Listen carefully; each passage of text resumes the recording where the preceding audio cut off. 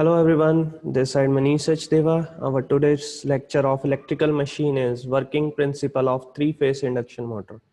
Last time हमने अपनी videos में जो टॉपिक डिस्कस किया था that was three phase induction motor के बारे में था, राइट उसके बारे में कि उसकी डेफिनेशन क्या होती है, देन उसका एक हमने किया था प्रोडक्शन ऑफ रिवॉल्विंग फील्ड कि कैसे जो स्टेटर में हमारी थ्री वाइंडिंग्स जहाँ पे थ्री फेज सप्लाई दी होती है, जब वहाँ पे थ्री फेज सप्लाई पीछे से आती है तो कैसे वहाँ पे एक रिवॉल्विंग फील्ड जनरेट होती है जिसके कारण जो टॉर्क प्रोड्यूस होता है इन द रोटर और रोटर घूमना शुरू कर देता है।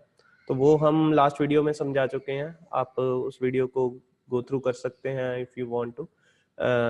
आज का हमारा टॉपिक है वर्किंग प्रिंसिपल। अब रिवॉल्विंग फील्ड तो जनरेट हो गई उससे कि हमने लास्ट टाइम डिस्कस कर लिया था। आज बात करेंगे कि उस रिवॉल्विंग फील्ड से कैसे टॉर्क घूमने के लिए मजबूर हो जाता है, ठीक, टॉर्क से कैसे रोटर घूमने के लिए मजबूर हो जाता है, तो उसके बारे में बात करते हैं। यहाँ पे यू कैन सी, पहले हम कुछ डेफिनेशंस पढ़ेंगे, इसकी थ्योरी पार्ट है इसका, ये हम डिस्कस करेंगे। उसके बाद में आपको इसकी जो पिक्टोरियल व्यूज है वो दिखाता हूँ। When three phase supply is given to a stator, जब थ्री फेज सप्लाई दी जाती है किसी स्टेटर को of a three phase wound induction motor, किसी भी इंडक्शन मोटर के स्टेटर को जब थ्री फेज सप्लाई दी जाती है, ए revolving field is setup in the stator. Revolving field setup होती है जैसे कि हमने लास्ट वीडियो में डिस्कस किया था। एट एनी इंस्टेंट, किसी भी इंस्टेंट पे, the magnetic field set up by the stator is shown in the figure 9। अब उन्होंने कोई एक इंस्टेंट ले लिया, इस इंस्टेंट पे उन्होंने शो कर दिया, जैसे यहाँ पे यू कैन सी हियर कि ये हमारे पास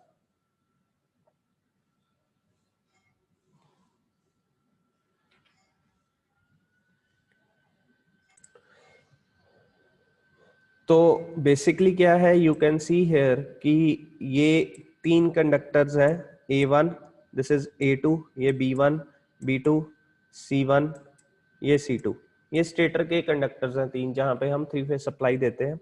अब वो कह रहे किसी भी इंस्टेंट पे, कोई भी एक टाइम ले लें हम, उस पे जब मैग्नेटिक फील्ड सेटअप होती है, वो यहाँ पे शो कर दी इन्होंने कि जिसमें A1 इनवर्ड करंट शो कर रहा है और जो A2 है वो आउटवर्ड कर रहा है, सेम एज इट इज। जो B1 एंड C1 है वो इनवर्ड करंट शो कर रहे हैं, और जो C2 एंड B2 है वो C1 and B1 outward current show कर रहे हैं, और C2 एंड B2 जो है वो इनवर्ड करंट शो कर रहे हैं। ठीक है, तो इसके कारण जो मैग्नेटिक फील्ड बन रही है वो भी यहाँ पे शो की हुई है। ठीक है, और ये जो सेंटर में हमें दिख रहा है, ये कुछ और कंडक्टर्स दिख रहे हैं, यू कैन सी हियर, ये रोटर के कंडक्टर्स हैं, जो कि इस स्टेटर के कंडक्टर की जो मैग्नेटिक फील्ड है उसके उसके पाथ में आ रहे हैं। ठीक है, उसके पाथ में आएंगे तो वो अपने अकॉर्डिंगली अपनी एक करंट की डायरेक्शन बनाएंगे, और वो डायरेक्शन यहाँ पे शो की हुई है इन दिस फिगर। वो आपको आगे आगे और इजीली समझ आएगा। तो आपने बस माइंड में ये रखना है कि ये स्टेटर है जो ऊपर वाला है, ठीक है, इसके तीन कंडक्टर्स दिए हुए हैं, तीन कंडक्टर्स के दो दो टर्मिनल्स होते हैं। ऐसे ही रोटर जो है इसमें मल्टीपल कंडक्टर्स दिए हुए हैं, और ये स्टेटर के अंदर लगे हुए हैं, जो कि हमने दो तरह के पढ़े थे, phase wound and squirrel cage rotor. ठीक है जी, तो आगे क्या दिया है, the direction of the resultant field is marked by an arrowhead FM। अब ये जो FM है, दिस वन, ये शो कर रहा है हमें कि ये हमारी रिजल्टेंट फील्ड थी, रिवॉल्विंग फील्ड, जो कि जनरेट हुई through the stator. Now let this field is rotating in an anti-clockwise direction at an angular speed of omega second radian per second।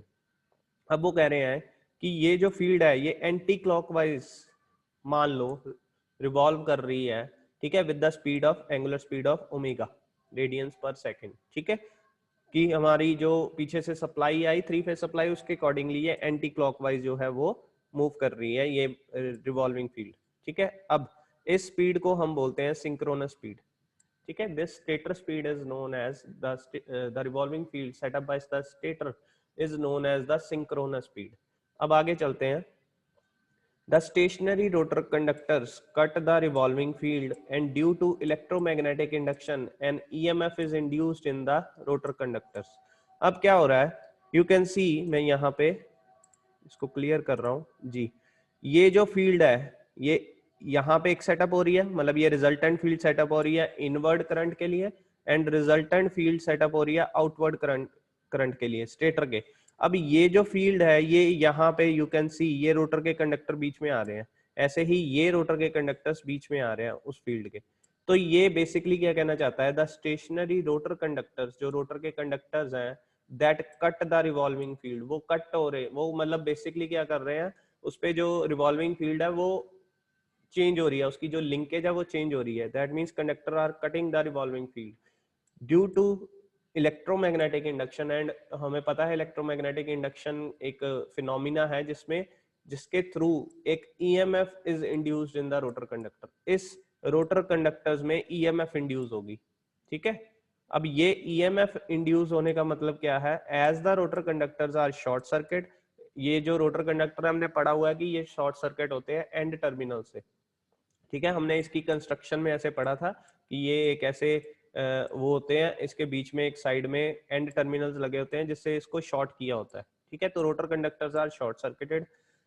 तो अगर ये शॉर्ट सर्किटेड है, ईएमएफ इंड्यूस हुई, तो क्या होगा, the current flows through them in the direction as marked in the figure. इसमें से एक करंट जो है वो इंड्यूस होगा और उसकी डायरेक्शन यहाँ पे मार्क की हुई है, मैं आपको दिखाता हूँ जी। तो ये इस रोटर कंडक्टर्स में करंट इंड्यूस होगा और उसकी जो डायरेक्शन है वो यहाँ पे मार्क की हुई है कि ये वाले जो कंडक्टर है ये प्लस बन जाएंगे, इनवर्ड करंट फ्लो होगा इसमें, और ये वाले जो कंडक्टर्स हैं लेफ्ट हैंड साइड वाले ये डॉट बने हुए हैं, दैट मीन्स इसमें से आउटवर्ड करंट फ्लो होगा, राइट। तो नेक्स्ट चलते हैं, the rotor current carrying conductor set up the resultant field F R. अब ये कुछ हाफ जो है ये पॉजिटिव बन गए, मतलब ये इनवर्ड करंट बन गया, ये जो है ये आउटवर्ड करंट बन गए, मतलब ये कंडक्टर्स इस डायरेक्शन में करंट फ्लो करेंगे, दूसरी डायरेक्शन में opposite to the right side one. अब इनके बीच एक और रिजल्टेंट फील्ड बनेगी, वो बनेगी F R, and this is the F R, ठीक है। अब ये एफ आर बन गई, जो स्टेटर के कारण मैग्नेटिक फील्ड बनी थी वो बनी थी एफ एम, दो फील्ड्स बन गई। अब क्या होगा, this field, this F R field tries to come in line with the stator field F M. अब ये जो एफ आर है ये एफ एम के पास जाने की कोशिश करेगी। We already studied that the torque developed by the two magnetic fields. अब बेसिकली क्या होगा, ये एफ आर ट्राई करेगी इस एफ एम को पकड़ने की, और एफ एम तो घूम रहा है, ठीक है। तो ये क्या करेगी, यहाँ पे एक टॉर्क प्रोड्यूस होगा, electromagnetic torque will produce here, जिससे ये रोटर घूमना शुरू कर देगा। अब रोटर एक ऐसा पार्ट है जो रोटेट कर सकता है। Then due to this electromagnetic torque TE is developed in the anti-clockwise direction, the rotor starts rotating in the same direction in which stator field is revolving। अब ये क्या कहना चाहता है कि जब ये एफ आर बीच में से जनरेट हो गई, एफ आर के कारण क्या होगा, ये एफ आर इस एफ एम को पकड़ने की कोशिश करेगी, it tries to come in line with the F M, जिससे एक इलेक्ट्रोमैग्नेटिक टॉर्क प्रोड्यूस हुई, और वो इलेक्ट्रोमैग्नेटिक टॉर्क जो प्रोड्यूस हुई ये एंटी क्लॉकवाइज होगी, बिकॉज एफ एम जो है वो भी एंटी क्लॉकवाइज घूम रहा था। तो क्या होगा, ये एफ आर घूमना शुरू, मतलब ये एफ आर जो टॉर्क प्रोड्यूस हुई ये रोटर को घुमाना शुरू कर देगा और ये एफ एम के पीछे पीछे चलता रहेगा, ठीक है। अब यही बेसिकली प्रिंसिपल है हमारा मोटर को स्टार्ट करने का, इंडक्शन मोटर को स्टार्ट करने का, ठीक है जी। अब नेक्स्ट पढ़ते हैं। इसके लिए इन्होंने थोड़ा सा और अच्छे से बताया हुआ है, इसको पिक्टोरियल व्यू से डिपिक्ट किया है, हम पिक्चर से ही पता करेंगे कि कैसे इसमें टॉर्क प्रोड्यूस हो रही है। तो रिप्रोड्यूसिंग सेक्शन एक्स, अब यहाँ पे एक एक्स सेक्शन है, यू कैन सी, ये देखिए यहाँ पे एक एक्स लिखा हुआ है, ये एक्स लिखा है, इसका मतलब है इन्होंने ये जो डॉटेड लाइंस है ये सेक्शन उठा लिया। ये डॉटेड लाइन में से क्या है, ये तीन स्टेटर के ये रोटर के तीन प्लस वाले साइन उठा लिए, तीन इनवर्ड करंट वाले कंडक्टर्स जो हैं वो उठा लिए, और ये दो स्टेटर के कंडक्टर उठा लिए B2 एंड C1, ठीक है। अब इसको इन्होंने पिक्टोरियल व्यू ऐसे दिया है, you can see here in the picture 10। ये देखो ये तीन जो कंडक्टर हैं ये इनवर्ड वाले हैं, प्लस साइन वाले, और ये दो जो कंडक्टर्स हैं ये स्टेटर के हैं, B1 C1 एंड B2, ठीक है। और ये एंटी क्लॉकवाइज यहाँ से फील्ड प्रोड्यूस हो रही है, वी नो दैट, राइट। अब क्या कहना चाहता है वो, reproducing section x of figure 9A as shown in figure 10 when the revolving stator field see figure 10A cuts the stationary rotor conductor। अब ये रिवॉल्विंग फील्ड जो है, जो ये यहाँ पे है हमें दिख रही है, ये इस कंडक्टर को कट कर रही है, ये वाले जो अंदर कंडक्टर लगे हैं ये स्टेशनरी है, अभी ये रोटर कंडक्टर इसको कट कर रही है। तो क्या होगा, an EMF is induced in the conductor by induction. अब इस कंडक्टर में से ईएमएफ इंड्यूस होगी because the magnetic flux cuts across it, ठीक है। अब as the rotor conductor are short circuited, rotor circuit जो rotor के conductor है वो उसके end terminal से short circuited होते हैं, the current flows through them as marked in figure, इसमें से current flow करेगा और उसकी direction ये दी हुई है, ये क्या डायरेक्शन है, ये डायरेक्शन है, यहाँ से नीचे और यहाँ से ऊपर ऐसे बनेगी ये, ठीक है, इधर से नीचे इधर से ऊपर, ओके। तो ये सभी की ये डायरेक्शन बन गई। अब क्या हो गया, which sets the field around them, इनके क्रॉस फील्ड सेटअप होगी हर कंडक्टर के around, a resultant field is setup, एक रिजल्टेंट फील्ड बनेगी which exerts force on the rotor conductor. अब ये जो फील्ड ऊपर से आ रही थी स्टेटर से, क्या करेगी वो इस साइड से जो रोटर के कंडक्टर्स हैं इस साइड से एडअप हो जाएगी, दूसरी साइड से कैंसल आउट हो जाएगी। अब इधर से फील्ड घूम रही है, मतलब ये रिजल्टेंट फील्ड इधर बनी तो क्या करेगी, इसकी प्रॉपर्टी होती है वो ये ऑलरेडी स्टडीड कि जो मैग्नेटिक फ्लक्स की एक प्रॉपर्टी होती है वो अपने आप को इलास्टिक प्रॉपर्टी के कारण अपने आप को सीधा रखने की कोशिश करती है। अगर फ्लक्स इधर से पास करेगी कंडक्टर के राइट साइड से तो क्या करेगी, इसको फोर्स देगी टुवर्ड्स द लेफ्ट, इसको एंटी क्लॉकवाइज जो है वो घूमने के लिए मजबूर कर देगी, जिससे क्या होगा, ये जो रोटर है ये घूमना शुरू कर देगा। अकॉर्डिंग टू द एफएम जो मैग्नेटिक फील्ड जनरेट हुई स्टेटर के कारण से, उसके कारण ये जो एफ आर है वो उसके साथ साथ जाने की कोशिश करेगी, जिससे रोटर घूमना शुरू हो जाएगा। तो ये तीनों डायग्राम हमारे बहुत इंपॉर्टेंट है, आपने बनाने हैं इनको, ठीक है। और यहाँ पे डिपिक्ट शो करना है हर हर लाइन को कि ये इस पिक्चर क्या शो करती है, ये पिक्चर क्या शो करती है और ये क्या करती है, ठीक है। एट लास्ट हम लिखेंगे क्या, the rotor starts rotating in the same direction in which the stator field is revolving, ठीक है। अब जो मेन लाइंस है ये वाली लाइंस, इसके बारे में पढ़ते हैं। The rotor picks up the speed and tries to attain the synchronous speed. अब रोटर की कोशिश होती है कि वो सिंक्रोनस स्पीड जो कि एफएम जो कि स्टेटर के द्वारा प्रोड्यूस हुई थी उसको पकड़ सके, ठीक है, उसको खींच सके।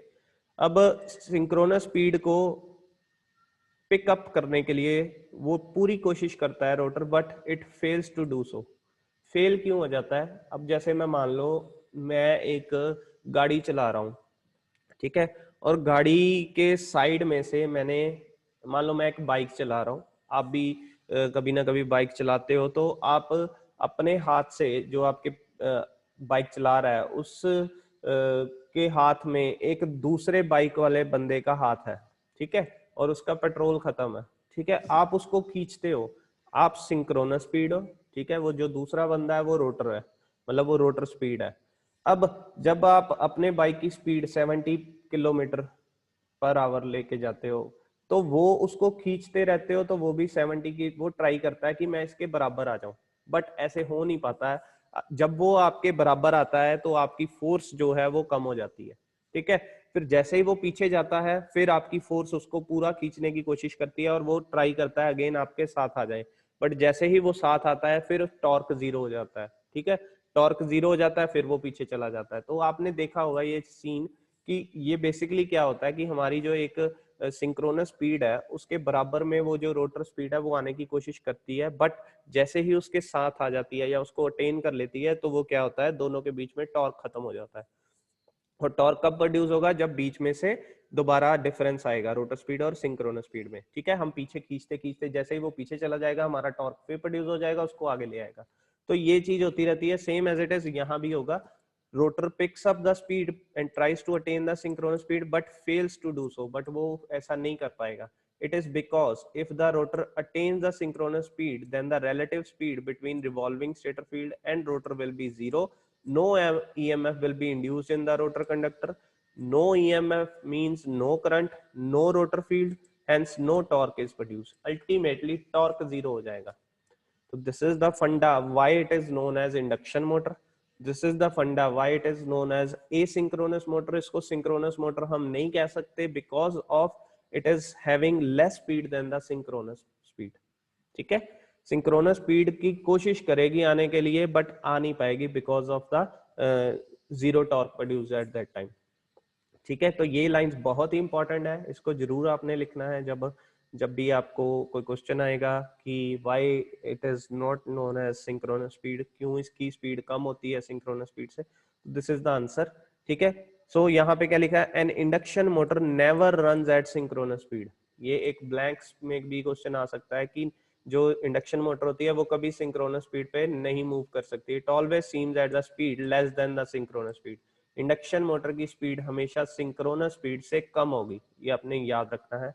The principle of operation of this motor depends on the electromagnetic induction. अब इस मोटर का जो प्रिंसिपल ऑफ ऑपरेशन है that depends on the electromagnetic induction. जो इलेक्ट्रोमैग्नेटिक इंडक्शन से ईएमएफ प्रोड्यूस हो रही है रोटर में, वही प्रिंसिपल है, उसके कारण मोटर घूम रही है। That is why the name is induction motor. इसी कारण से इसका जो नाम है वो है इंडक्शन मोटर। ठीक है, आई होप आपको यहां तक समझ आ गया हो टॉपिक। अगर इस टॉपिक में यहां तक कोई दिक्कत है तो आप जो है वो डिस्कस कर सकते हैं ऑनलाइन सेशन में, राइट।